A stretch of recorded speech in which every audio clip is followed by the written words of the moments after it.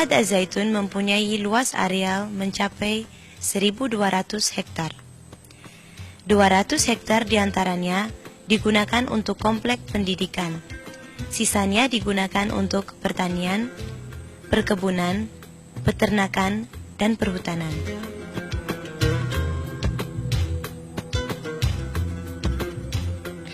Bangunan yang tersedia di komplek Pondok Pesantren Az-Zaitun digunakan bagi kepentingan santri putra dan putri, meliputi bangunan sekolah, asrama, laboratorium, lapangan olahraga, masjid, serta sarana pendidikan lainnya untuk menunjang santri di Mahat Az-Zaitun.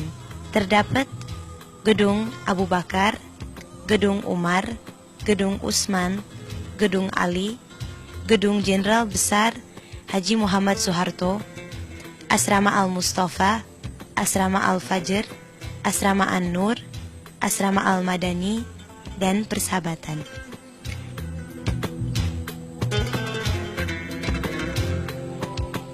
Sementara itu, di komplek Mahat Az-Zaitun terdapat bangunan yang belum selesai dikerjakan, yaitu bangunan masjid terbesar dan megah dengan nama Rahmatan lil Alamin yang dapat menampung 150.000 jamaah.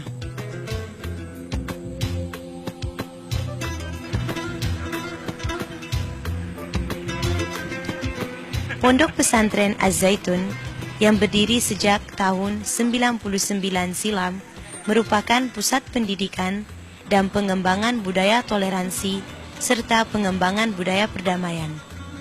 Mencapai pada tujuan yang kita siapkan, yang intinya di dalam bahasa Al-Quran itu bastotan fil ilmi wal jismi, piawai baik secara penguasaan keilmuan maupun secara pemeliharaan fisik.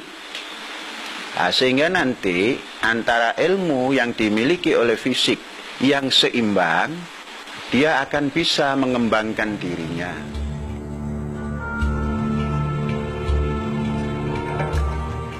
Sedangkan jumlah santri putra dan putri yang menuntut ilmu di Mahat Az-Zaitun kurang lebih 4.500 orang. Mereka datang dari berbagai kota di Indonesia. Bahkan banyak juga santri putra dan putri yang datang dari luar negeri seperti Malaysia, Singapura, dan negara Afrika Selatan seperti saya.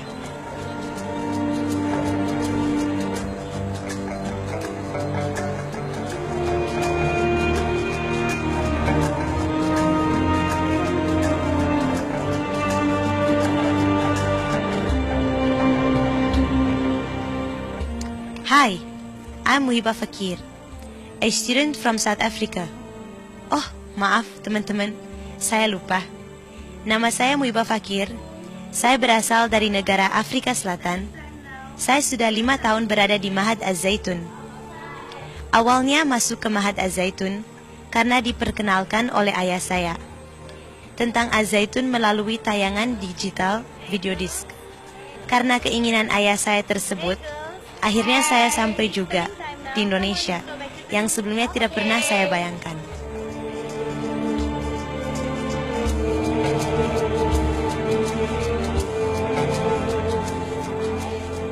Pada suatu hari, ayah manggil Muhibah dan ngajak ngobrol. Kata ayah, Muhibah, kamu harus lihat ini. Terus Muhibah lihat DVD-nya. Muhibah lihat DVD itu dengan perasaan ya biasa aja, nggak ada tertarik sih, iya banyak hijau-hijaunya. Tapi selebihnya udah sebatas itu aja. Setelah nonton DVD itu sampai selesai, ada kata-kata yang keluar dari mulut ayah yang bikin Muhibah lumayan terkejut. Dan itu, Muhibah, kamu akan sekolah di sana. Muhibah langsung melotot dan bilang, ayah, Muhibah mau ke kamar dulu.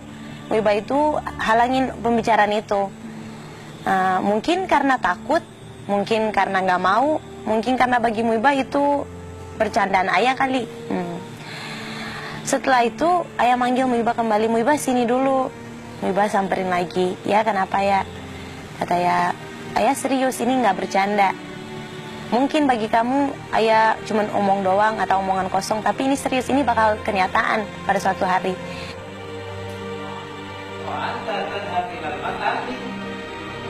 Selama saya di Mahat Az-Zaitun, saya jarang bertemu dengan orang tua yang jauh di Cape Town, South Africa.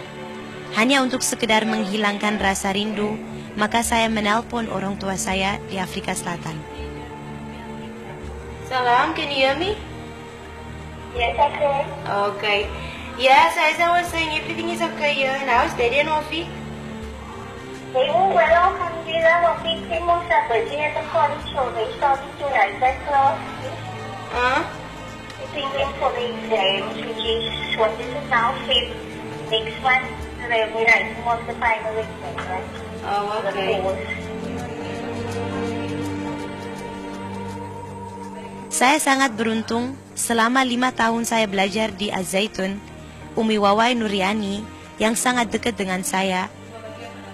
Umi Wawai selama di Az-Zaitun menjadi pengganti ibu saya yang jauh di sana, terutama jika ada masalah di Az-Zaitun. Karena pada hakikatnya dia sedang rindukan orang tua kan. Yang dia butuhkan itu bukan saya sebenarnya. Yang dia butuhkan adalah ibunya, bagaimana ibunya hadir. Dia merindukan pelukan ibunya, dia merindukan tangan hangat ibunya atau masakan ibunya begitu. Terlebih lagi saat orang-orang teman-teman Afrika selesai, jadi dia tinggal seorang kan di sini.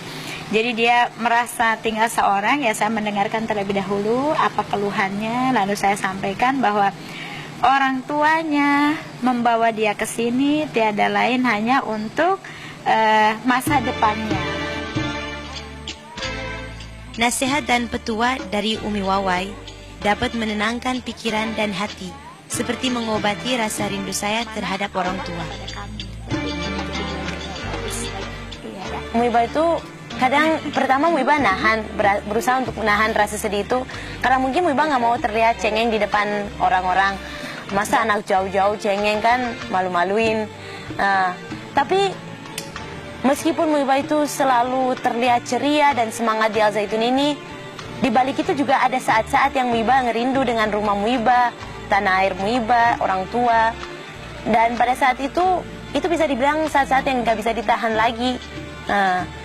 Yang namanya air mata itu mesti keluar dan lain sebagainya. Dan pada saat itu kadang saya ngerasa, ya Allah, di mana ibu saya pada saat ini? Kenapa nggak bisa di samping saya memeluk saya atau tenangin diri saya gitu? Tapi makin lama juga dengan saya menginjak kedewasaan, saya bisalah melewati itu juga dengan baik-baik, alhamdulillah.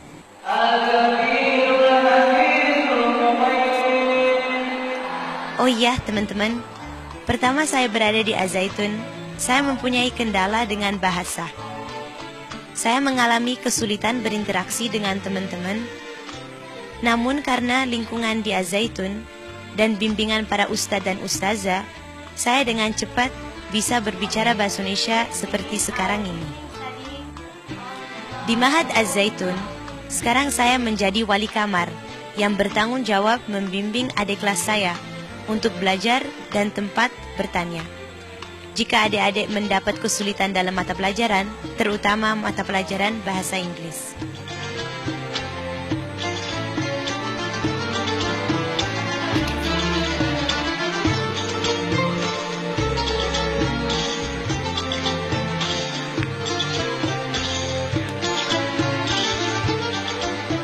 Teman-teman saya yang berada di Mahat Az-Zaitun dapat menyalurkan bakat dan kemampuannya di bidang olahraga, seperti sepak bola, basket, dan hoki.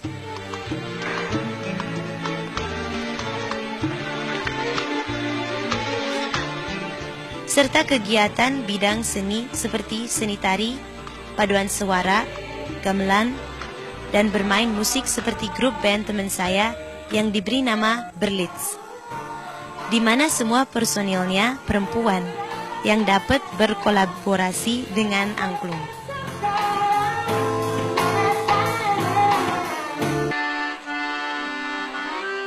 Santri putra dan putri di Mahat Az-Zaitun setelah sholat subuh berjamaah dilanjutkan dengan memperdalam ilmu bahasa.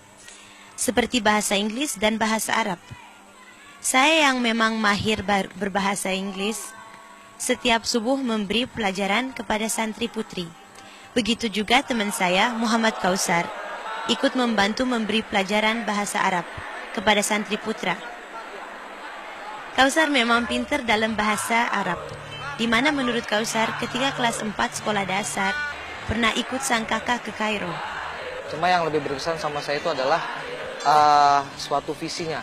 Visinya itu pusat pendidikan dan pusat pengembangan budaya toleransi serta pengembangan budaya perdamaian. Kalau saya tinjau di luar kampus ini sebenarnya baru di sini, maksudnya kurang nampak terlihat yang namanya budaya perdamaian dan budaya toleransi seperti itu.